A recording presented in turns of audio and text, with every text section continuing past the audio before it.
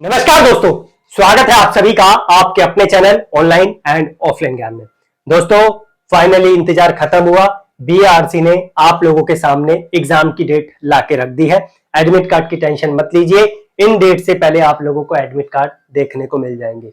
दोस्तों, अब ये जो आप लोगों के पास 20-22 दिन का समय बचा है ना, आप लोगों से रिक्वेस्ट है, जो दीन दुनिया की चीजें हैं थोड़े समय के लिए इसको फेंक दो, थोड़े समय के लिए इस पर ध्यान देना छोड़ दो, आ जाओ अपनी स्टडी पर, क्योंकि बीआरसी आप लोगों को दोबारा मौका नहीं देगा। क्योंकि आप जानते हैं बीआरसी की नेक्स्ट वैकेंसी अगर आपके लिए आती है तो उसमें इसका क्राइटेरिया क्या होगा। जो बच्चे एक्सपीरियंस वाले थे उनको पहले ही आप लोगों ने पछाड़ दिया है। रीजन, क्योंकि वो फॉर्म ही नहीं फिल कर पाए यूआर से, ओबीसी से या अन्य कैटेगरी से, जो बहुत ज्यादा एक्सपीरियंस बच्चे थे। तो आप समझिए आपका कंपटीशन सिर्फ उन लोगों से है जो आपके साथ आईटीआई पढ़ रहे हैं या पढ़ रहे हैं तो मैंने जो है गलत बोला, जो पढ़ रहे थे उनके साथ आप लोगों का कंपटीशन है। तो बहुत ज्यादा आप लोगों को यहां पर कंपटीशन देखने को नहीं मिलेगा। अगर मैं वैकेंसीज का कंपैरिजन भी करूं, डिपार्टमेंट ने आप लोगों के लिए वैकेंसीज भी बताई, डिपार्टमेंट ने कितने फॉर्म फिल किए गए वो भी आप लोगों को बताया। सिर्फ फिटर और इलेक्ट्रिशियन की ट्रेड ऐसी है जिसमें बहुत ज्यादा फॉर्म फिल किए गए, लेकिन अगर मैं अन्य ट्रेड की बात करूं तो वहां पर इतना कंपटीशन नहीं है। अगर फिटर इलेक्ट्रिशियन की भी बात करूं, डीआरडीओ में जो वैकेंसीज आप लोगों के लिए आई थी उससे कंपेयर कर लो, 1 लाख के आसपास फॉर्म गए थे उस टाइम पर, और वैकेंसीज कितनी थी आप लोग जानते हैं। तो आप ये समझो, ये मौका आप लोगों के लिए बेहतरीन है। बार बार आप लोगों को ऐसा मौका नहीं मिलने का। अंतिम समय में ईडी का भी पोर्शन आप लोगों के लिए लेकर आ रखा हूं कि अंतिम समय में ईडी पे आपको क्या फोकस करना है। वर्कशॉप कैलकुलेशन का इतना पोर्शन मुझे नहीं दिख रहा। मैंने प्रीवियस जो क्वेश्चंस थे उस पर भी नजर मारी, एनालिसिस देखे, तो वर्कशॉप कैलकुलेशन के क्वेश्चंस नहीं देखने को मिले थे। लेकिन आप ध्यान रखना, अगर ईडी का 2 क्वेश्चन भी आप लोगों को एग्जाम में दिख जाता है तो उसका गलत होने पे कितना बड़ा नेगेटिव इंपैक्ट होगा, क्योंकि इस डिपार्टमेंट की कट ऑफ में आप लोगों को ऑलरेडी बता चुका हूं कितनी ज्यादा कट ऑफ इस डिपार्टमेंट की जाती है। तो कट ऑफ ज्यादा जाने की वजह से आप लोग पीछे रह जाओगे, बस इस चीज का ध्यान रखना। और स्टेज 1 की टेंशन मत लो। जो यूआर का ओबीसी का 30% क्राइटेरिया जो रखा है, यूआर का 40% के आसपास का जो क्राइटेरिया रखा है, उतने ही मार्क्स अगर आप लेकर आ जाते हो आसानी से आप लोगों का उद्धार हो जाएगा। लेकिन मेन जो फोकस आप लोगों को करना है वो करना नेगेटिव मार्किंग पे ध्यान। अगर नेगेटिव मार्किंग आपने स्टेज 1 में करी, समझो बहुत गलत हो जाएगा, दिक्कत हो जाएगी। तो इस चीज का ध्यान रखना, नेगेटिव मार्किंग आप लोगों की ना हो, आसानी से आप लोगों के 20 से 25 क्वेश्चन ठीक हो जाए, आप लोग आसानी से जो है एग्जाम को करेक्ट कर लो। ठीक है, ये तो हो गई स्टेज 1 की बात। स्टेज 1 और ये जो एग्जाम आप लोगों के लिए हो रहा है ना, कोई बहुत बड़े लेवल का एग्जाम नहीं होगा, क्योंकि यहां पर आप लोगों का जो लेवल है वो आईटीआई का ही लेवल रहेगा। क्योंकि यहां पर जो डिपार्टमेंट ने एज रखी थी उनका मकसद ही था कि ऐसे बच्चों को हमें उठाना है जिन्होंने रिसेंटली अपना आईटीआई कंप्लीट किया है, या फिर जो थोड़े समय 2-3 साल हो गए जिनको आईटीआई कंप्लीट किए, उनको ही हमें उठाना है। इनको एक्सपीरियंस बच्चों के लिए जो यहाँ पर वैकेंसीज निकालने का कोई मकसद नहीं था, उनको लेने का कोई मकसद नहीं था। तो आईटीआई वालों को मौका दिया है तो आप लोग पूरा फोकस करें। जिनकी कम एज है, मैं समझ सकता हूं थोड़ा सा आप लोगों के पास एक्सपीरियंस कम होगा, लेकिन आप सामने वाले बच्चे को भी देख सकते हैं कि उसके पास भी एक्सपीरियंस उतना ही है जितना आपके पास है। तो ज्यादा इधर उधर ध्यान मत दीजिए।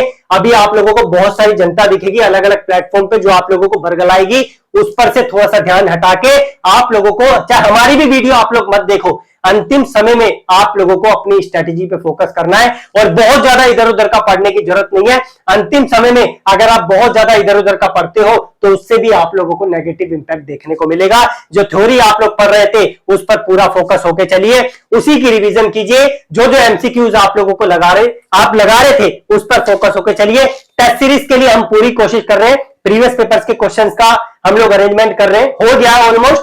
तो कोशिश है कि नेक्स्ट वीक में आप लोगों के लिए टेस्ट सीरीज भी जनरेट करके आप लोगों को दे दें। और दोस्तों, वैकेंसीज का काउंट अगर मैं आप लोगों को दिखाऊं ना, ये आप लोगों के सामने वैकेंसीज है। कितनी वैकेंसी चाहोगे डिपार्टमेंट से? इलेक्ट्रिशियन फिटर में आप देख लें, अन्य ट्रेड में आप लोग देख लें, ये वैकेंसीज का बड़ा हुआ काउंट है जो बाद में आप लोगों के लिए आया था। कुछ ट्रेड में तो आप ये समझे 50 बच्चे ऐसे जिनको नौकरी नहीं मिलनी थी, वो 50 बच्चे जो है और नौकरी के लिए यहाँ पर एलिजिबल हो गए, क्योंकि डिपार्टमेंट ने सीटों को बढ़ा दिया था। तो इसका मतलब आप समझ सकते हैं कि आप लोगों के लिए डिपार्टमेंट ने कुछ अच्छा किया था। इस पर मैं आपको जानकारी ऑलरेडी दे चुका हूं। तो मैं आप लोगों को यहाँ पर कुछ स्ट्रेटेजी है जो मैं बता रहा हूं कि ईडी पे आप लोगों को क्या फोकस करने की जरूरत है, बताऊंगा। तो यहाँ पर ईडी पे जाने से पहले बलराम सर के हैंड रिटन नोट्स आप लोगों ने देख ही लिए होंगे। एनपीसीएल का पूरा पेपर वहां से फंसा। 25 क्वेश्चन आप लोगों को करवाए थे टनर मशीनिस्ट के, वो क्वेश्चन पूरे के पूरे डिट्टो बलराम सर के नोट से आए थे।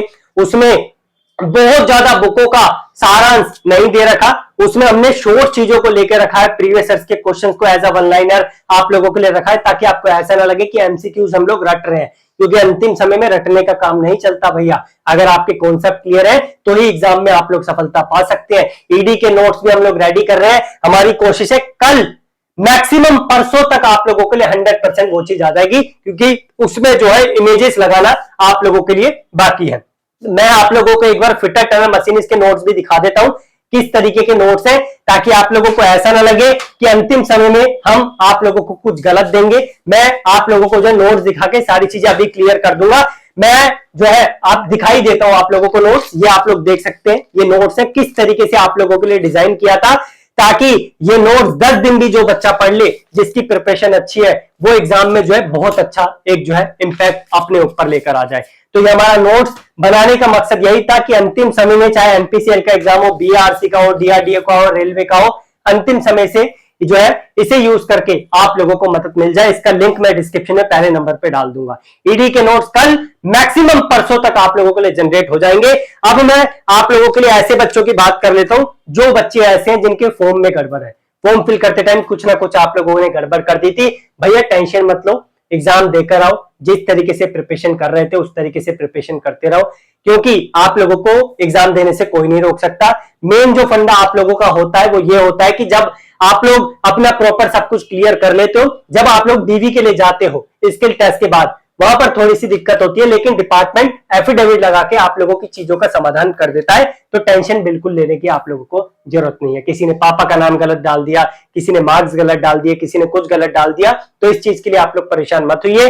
दूसरा, नोटिफिकेशन में देख लेना एनसीवीटी मेंशन नहीं था, एससीवीटी भी मेंशन नहीं था। तो एससीवीटी वाले जो बच्चे परेशान होते हैं कि सर जी हमने एससीवीटी से फॉर्म डाला, क्या हमारा रिजेक्ट हो जाएगा, तो भैया टेंशन लेने की जरूरत नहीं, फॉर्म आपका रिजेक्ट नहीं होगा। आप भी जैसे डीआरडीओ में एग्जाम देने गए थे ना, उसी तरीके से आप लोगों का यहाँ पर भी एग्जाम होगा।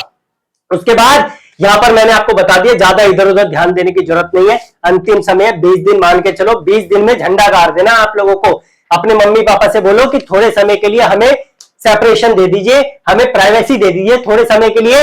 20 दिन में आप लोगों को कुछ करके दिखाना है। ये जो आप लोगों ने पीछे मेहनत करी है ना, ये 20 दिन आप लोगों का पूरा डिसाइड कर देंगे कि आप लोग जो है एग्जाम में अच्छा कर पाओगे या नहीं कर पाओगे। मैं एक चीज आप लोगों को बार बार रिपीट कर रहा हूं, प्लीज आप लोग नेगेटिव मार्किंग पे जरूर ध्यान देना, क्योंकि नेगेटिव मार्किंग आप लोगों को पीछे कर देगी, उसका आप लोगों को इंपैक्ट देखने को मिल जाएगा।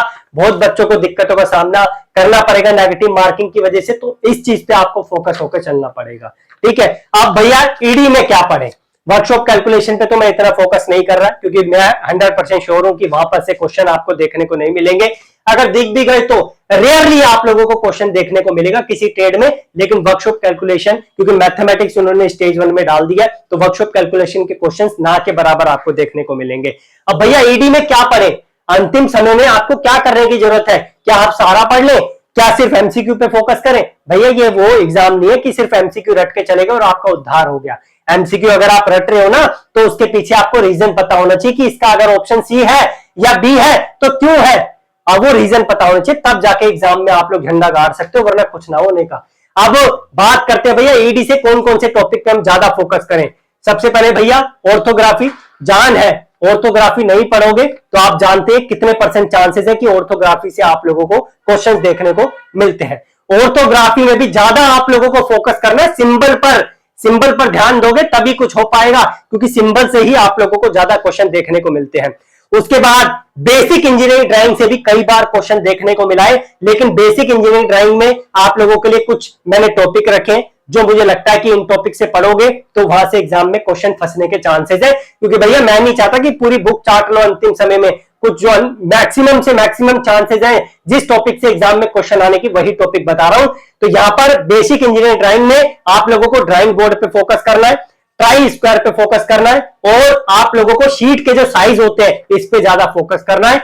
ये अंतिम समय, बस आप 2 दिन निकाल लो ईडी के लिए, आप सेपरेशन रख दीजिए कि हमें सिर्फ 2 दिन ईडी पे फोकस करना है, आराम से काम हो जाएगा, सारा रिवीजन आप लोगों के लिए हो जाएगा। जो अभी बलराम सर के नोट्स आ रहे हैं मैक्सिमम परसों तक, उसमें आप लोगों को ये चीजें सारी अच्छे तरीके से जनरेट करके देंगे, इसकी टेंशन मत लीजिए। इसके अलावा एमसीक्यूज चाहिए तो उसके लिंक भी मैंने आपको डिस्क्रिप्शन में डाल दिए, लेकिन प्लीज ट्विटर टर्नर मशीनिस्ट वाले बच्चे हैंड रिटन नोट्स का सहारा ले लेना। मैं प्रॉमिस करता हूं जब आप एग्जाम देकर आओगे ना उस दिन मुझे कॉल करना, पैसे वापस कर दूंगा आप लोगों के अगर एग्जाम में उसमें से क्वेश्चंस आपको देखने को नहीं मिले। इतना वादा आप लोगों से करता हूं क्योंकि वो नोट्स जान है। एनपीसीएल में पूरी ताकत दिखा दी उस नोट्स में, जितने क्वेश्चंस एग्जाम में आए लगभग 90% पेपर आप लोगों का उसी नोट्स में से बना था। ठीक है, यहां पर कुछ और चीजें हैं, स्केल पे ध्यान देना है आप लोगों को ईडी में। उसके बाद जो आप लोगों को कन्वेंशनल रिप्रेजेंटेशन है ये वाला चैप्टर, तो ईडी के मैंने आप लोगों को जो टॉपिक बताए इससे बाहर कुछ और ध्यान देने की जरूरत नहीं है। बस ये 4-5 आप लोग टॉपिक पढ़ लो, आप लोगों का आसानी से काम हो जाएगा, क्योंकि यही वो मेन टॉपिक है जहां से आपको क्वेश्चंस देखने को मिलते हैं। अब आप लोगों के माइंड में क्या क्या सवाल आ रहे हैं प्लीज आप लोग कमेंट बॉक्स में मेंशन कीजिए। मैं आपसे वादा करता हूं कि आप लोगों के सवालों का जवाब कमेंट बॉक्स में या फिर एक सेपरेट वीडियो बनाकर आप लोगों को दे दूंगा। बस जाते जाते इतना बोलूंगा, ये समय दोबारा लौट के नहीं आएगा। ये 20 दिन आप लोगों को जो डिपार्टमेंट ने दिए हैं दोबारा आप लोगों के लिए नहीं आएंगे। प्रीवियस पेपर जो थे हमारे पास उसके क्वेश्चंस का अरेंजमेंट कुछ का हो गया है, तो हम लोग टेस्ट सीरीज में लगे हुए हैं। मेरी कोशिश है कि हर ट्रेड पे फोकस करूं, लेकिन जो नेक्स्ट वीक आ रहा है इसमें जितनी ट्रेड हम लोग फोकस कर पाते हैं उन ट्रेड के आप लोगों को हमारी एप्लीकेशन पे दिख जाएगा। एप्लीकेशन अभी डाउनलोड करने की जरूरत नहीं है, उसी दिन डाउनलोड करना जिस दिन आप लोगों के लिए टेस्ट सीरीज आएगी। कॉस्ट भी बहुत ही कम रखूंगा ताकि हर बच्चा उसको रेफर कर सके, क्योंकि हमें पता है वो जो टेस्ट सीरीज आप लोगों के लिए बन रही है अंतिम समय में कितनी मदद आप लोगों की करेगी वो हम जानते हैं। एक बहुत अच्छी आप लोगों के लिए प्रैक्टिस होगी। ठीक है, बाकी बस मेरी तरफ से इतना ही था। मैंने अंतिम समय की स्ट्रेटेजी आपको बता दी है, इधर उधर ज्यादा ध्यान देने की जरूरत नहीं है। जो पढ़ रहे थे उस पर फोकस कीजिए। अंतिम समय में इधर उधर भागोगे भैया नेगेटिव इंपैक्ट पड़ेगा। मेन फोकस कीजिए, जिस तरीके से पढ़ रहे थे उसी तरीके पे आप लोग फोकस कीजिए। कुछ सवाल आता है माइंड में तो टेलीग्राम का लिंक भी हमारा डिस्क्रिप्शन में, उस पर डायरेक्टली आप लोग हमसे सवाल पूछ सकते हैं। धन्यवाद, keep in touch, best of luck आपको आपके एग्जाम के लिए।